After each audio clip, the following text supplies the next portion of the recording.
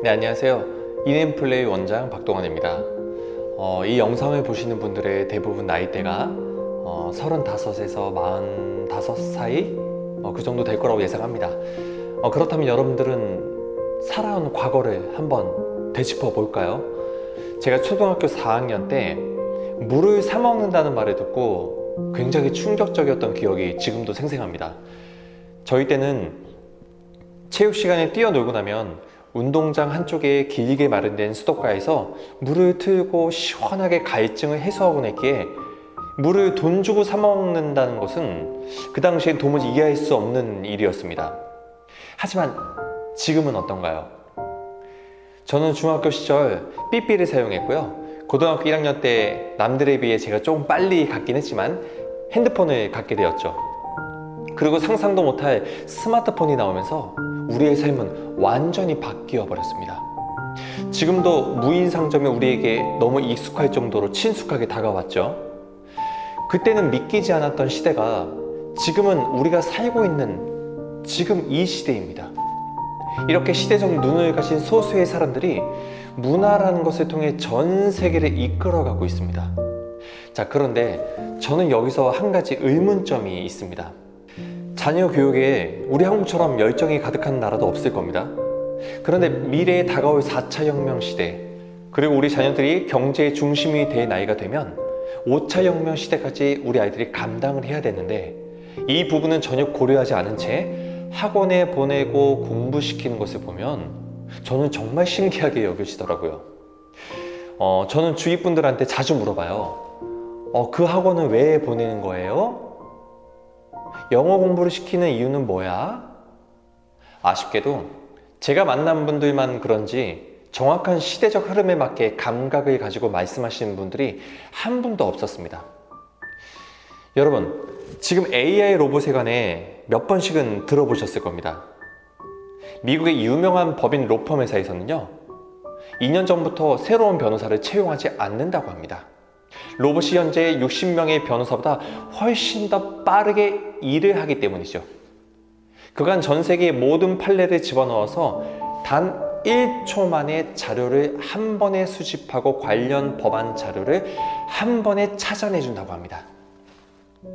현재 우리나라에도 이미 AI 로봇이 도입되어 있죠. 이것을 경험한 우리나라의 대표적 의사가 이런 말을 했습니다. 제가 할 일이 없네요. 네. 예전 7, 80년대 봉제 공장에서 옷이 많이 만들어지는 만큼 그만큼 사람도 필요했습니다. 즉 연매출이 올라가는 만큼 봉제 공장의 인력도 더 많이 필요했죠. 하지만 지금은 그렇지 않습니다.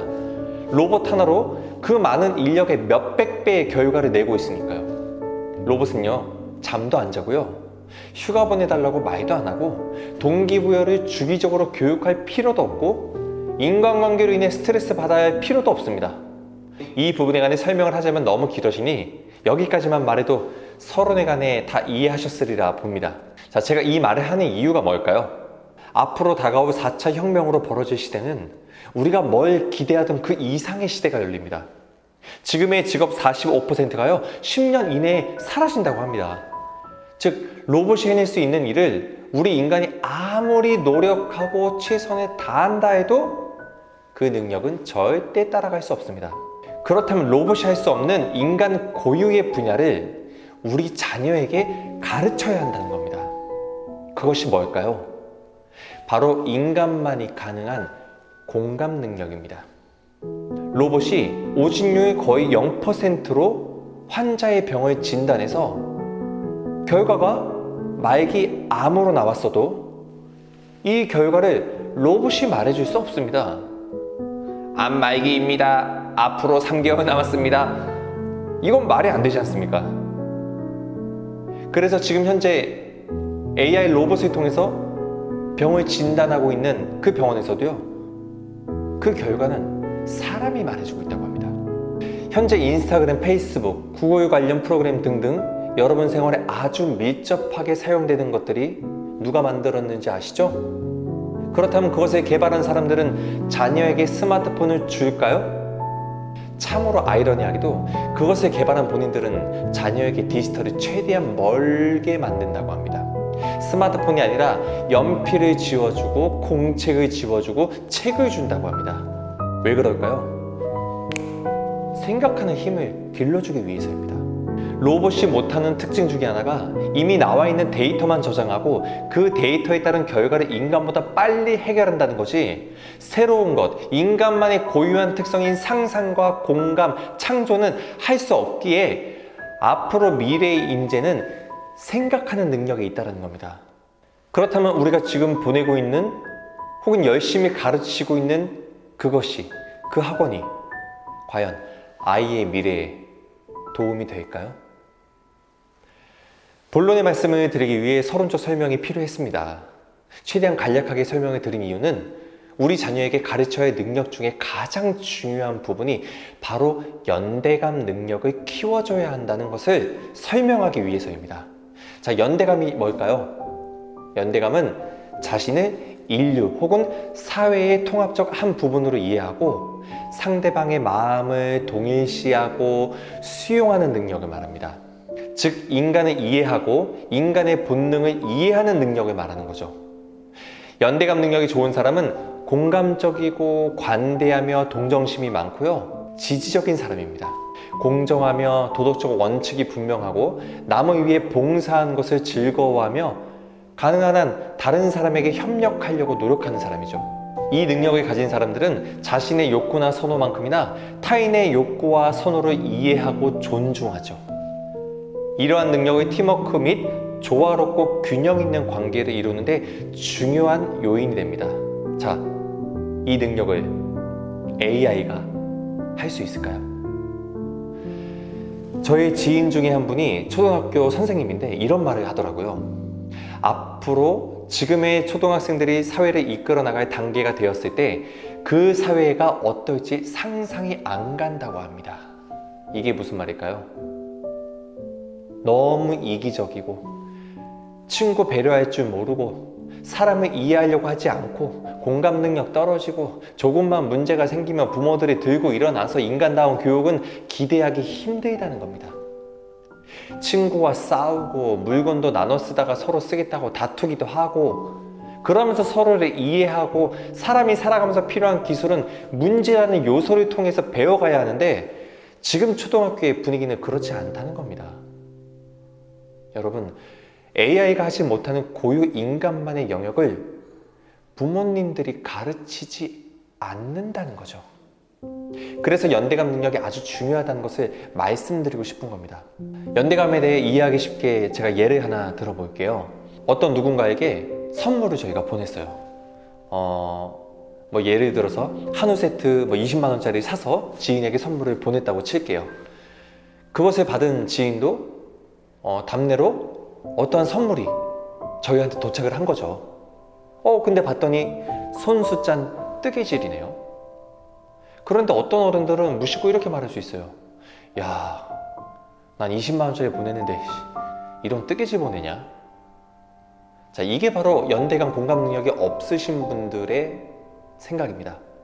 이것을 옆에서 바라본 자녀가 어떻게 생각할까요?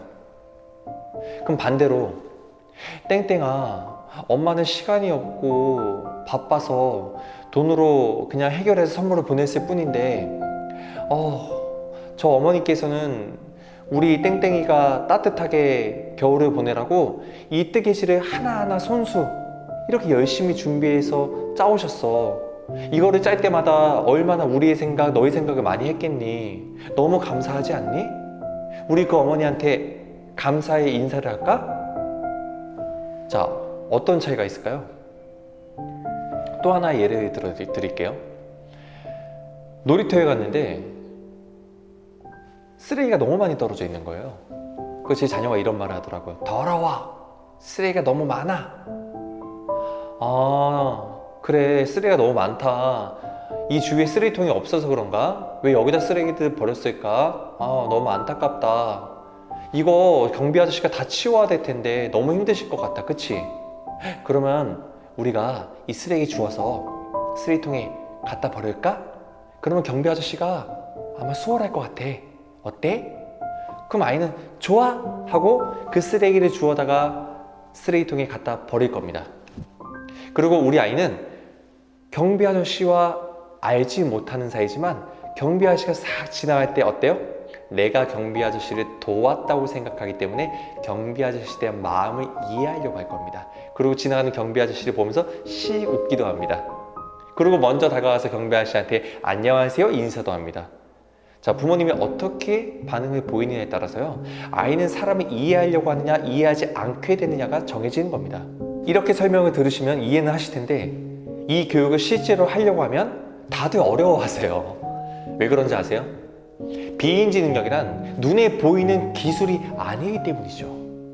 영어 단어 외우게 하고 수학 문제 풀게 하는 게 눈에 나타나는 교육이다 보니 이게 더 쉬워 보이는 거죠. 아이가 술술 영어 단어 말하고 수학 문제 풀어서 답을 보여주니 이게 더 부모로서 노력한 것에 대한 결과를 받는 것 같은 거죠. 하지만 그 영어 단어, 영어 실력, 수학 문제는 AI가 훨씬 더 잘할 겁니다. 연대감 능력을 키우기 위해 다양한 방법을 소개시켜 드리기보다는 비인지 능력에 해당하는 이 연대감의 중요성을 먼저 알리고 싶었습니다.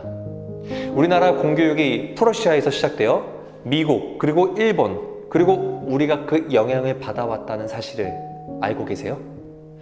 그리고 유튜브에 하버드 강의라고 검색해 보시면 과거의 하버드 교육 영상을 전체를 다 공개해 버렸습니다. 그럼 누가 하버드 갈까요? 왜 공개했을까요? 네, 지금은 그 교육을 하지 않기 때문에 공개해 버린 겁니다. 현재 미국의 7대 아이비리그 대학들은요, 전부 비인지 능력을 가지고 대학 입학 시험을 보고 있습니다. 교육 방법에 대한 완전한 개혁을 펼친 거죠.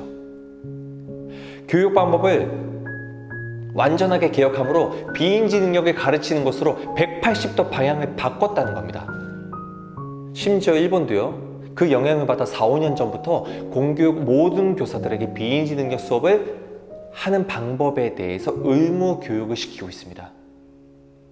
우리나라만 아직도 수능이라는 구태적인 교육 방식에서 못 벗어나고 있다는 겁니다.